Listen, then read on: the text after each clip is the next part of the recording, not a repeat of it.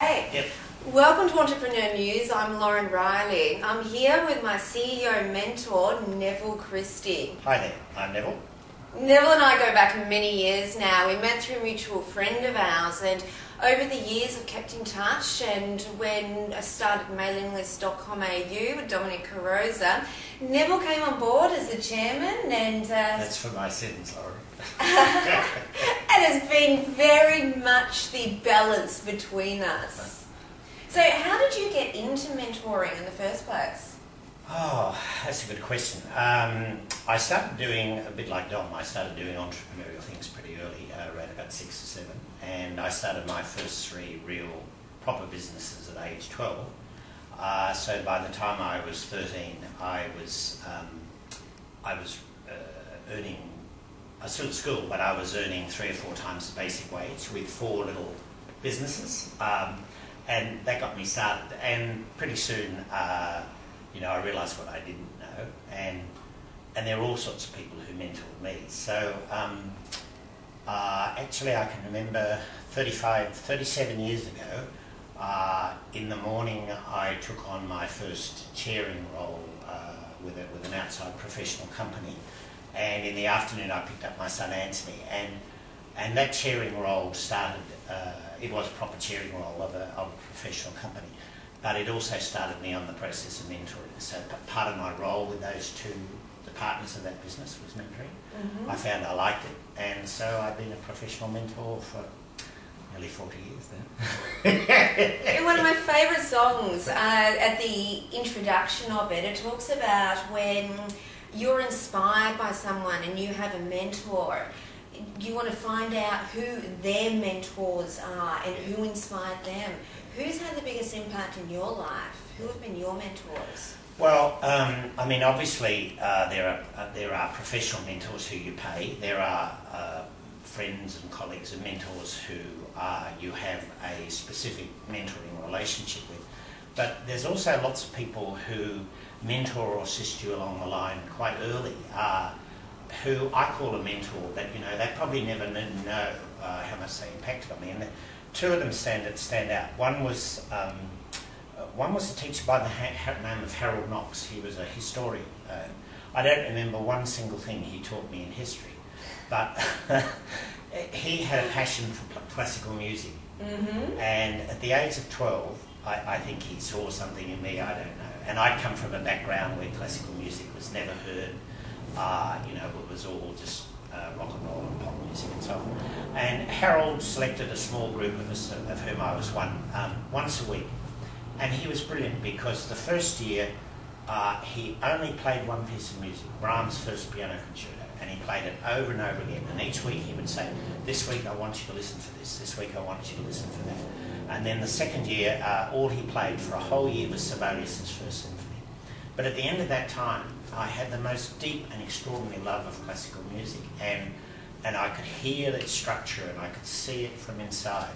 And I went on to learn the clarinet and the piano and sit in an orchestra and conduct choirs and so on. And all of that came from Harold, just an unremitting act of kindness, really. And So that was a mentor. He mentored me. When you say Harold saw something in you, you equally see something in other people that you choose to mentor, and you have a number of companies and a number of people. What is it that you look for? Yes, well, that's a good question.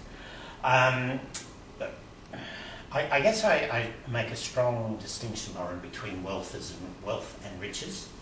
And I believe one of the weaknesses of our society over the last 30 years has been that we've had this extraordinary rush and concentration on money. And Sophia Tucker says, I've been rich and I've been poor, but believe me, honey, rich is best. And sure, wealth and rich, money riches are fantastic, and it's what entrepreneuring and innovation are about.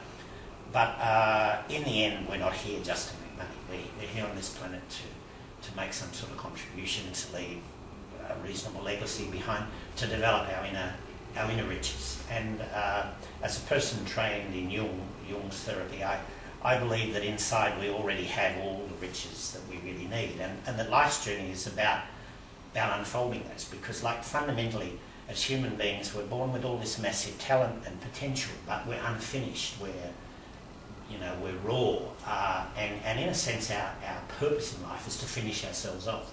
So to answer your question, I'm always looking. I would never work consciously with someone who is a total and utter materialist. Who, all they want is to make squillions and excuse me, bugger whatever the consequences are.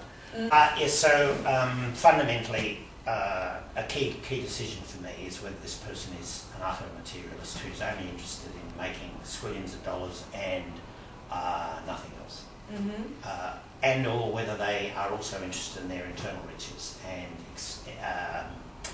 exploring those, developing those, growing those in tandem with growing their business. And how do you discover that within an individual? How long does it take, or do you just know when it's there? 3 minutes, I guess. Yeah? Yes, like whether we know it or not, we're manifesting a tremendous amount about ourselves in the first word, in the energy we give off, in the things we say, in the greeting we make, and whether we smile or frown. And very quickly, you can find out whether a person is what I call transactional. They're shaking hands with you and meeting with you because they want to find out what you can do for them, what they can get out of this. They want to transact a deal or do something like that, as against a person who really is more interested in a relationship, a two-way. I think it's like an ATM. You can continue to go to the ATM, you can continue to take money out, but there comes a point where you've got to put something back. So how does that move into business with soul, which I know is it's fundamental of what you do? Well, business obviously evolves and continues to evolve and is, and one of the things that really excites me is that globally I'm seeing around the world a thing that I call business with soul. And this is a very complex issue, but I guess, again, to follow our theme, we've had a world and a business where we've sort of truncated us as human beings. So, over this side we've had business, and over this side we've had ourselves and our soul and who we are and our inner riches. And in a sense, many businesses have encouraged us to leave our soul at home and take our body and our mind to work. Okay, and we've paid a very high cost for this, I think. The GFC being one of them. So business with soul is really all about instead of having money or life, it's money and life. Instead of having business or soul, it's business and soul. Business with soul, bringing the whole person to work, evidencing a concern for the community, seeing that not only is profit important, but the planet is important, having a worthwhile and meaningful purpose is important, and giving something back to the community, so philanthropy in some way. So 6 P's: purpose, people, potential, which is innovation in all of its form, profit, of course, the planet, and philanthropy. 6 P's. So with you, what was your defining point, or what's had the greatest impact in your life that opened your eyes to see that alignment and to follow the focus that you're on right now? I'm not sure I can really answer that, Lauren. I mean, life's a journey in evolution. We're, as I started to say before, we're born unfinished. And there's many milestones along the way, many mentors, many events. Well, I suppose, yeah, I guess there was a pivotal moment, and that is around about age of 12. Even though I've been doing innovative and sort of money-making type things quite early, I certainly at 12 didn't see that I'd be a businessman or an entrepreneur.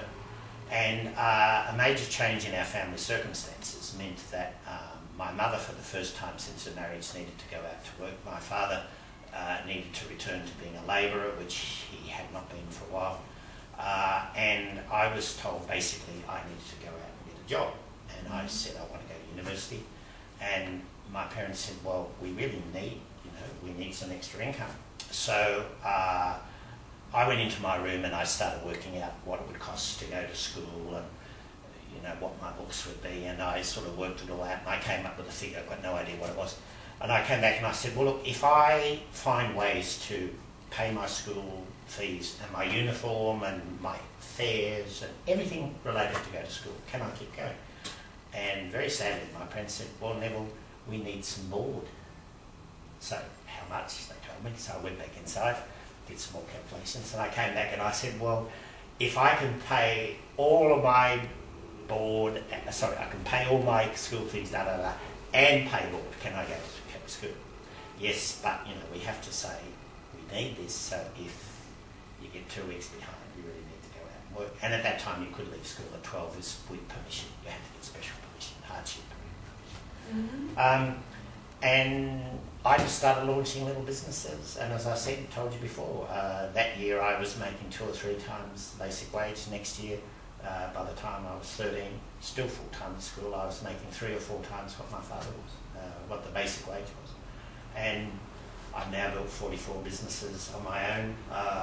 41 of those have been successful, 3 have been stunning failures, where I've lost everything. Oh, not everything, but you know, I've lost a substantial amount. The roller coaster. Yeah, well, that's the fun of being an entrepreneur. So how do you provide support to the entrepreneurs and the innovators within large corporations, right, applying your own history, experience and education? Yes. Well, to be absolutely honest, one of my secret agendas is to get people out of corporates into their own business. So, if you like, that's one of my support roles. But corporateurs or entrepreneurs have always been a great interest of mine, and I guess you can say that they're used to managing very well, and increasingly they're used to leading. That is, they're used to getting the best out of resources. I mean, that's the job of a large corporation. And I'm not saying they don't create resources, they do. And I'm not saying they don't create ideas, but the entrepreneurial function is really to create ideas and to create resources where none existed before, or to create a new pattern that, you know, so all the elements have been there, but you rearrange the pieces of the jigsaw differently, so you create something differently. And I know that every single human being has that capacity, but just like every preschool kid can sing and dance and sculpt and write plays and act, they can do everything in the world of art. By the time they're 7, the read and write and arithmetic of the left brain has closed down most of those things. And the same thing in Australia, typically by the time they're 7 or 8, they can only do 1 or 2 of those creative things. And this carries through right through their life and into the corporate world. Mm-hmm. So you do see cultural entrepreneurs or social entrepreneurs, not-for-profit entrepreneurs come, and I work with them a lot too. But to answer again your question a long way around, the task with the corporators or the entrepreneurs is to assist them get back to that childlike state, you know, that creativity where they sing, they dance, they can create, they can synergize instead of analyze.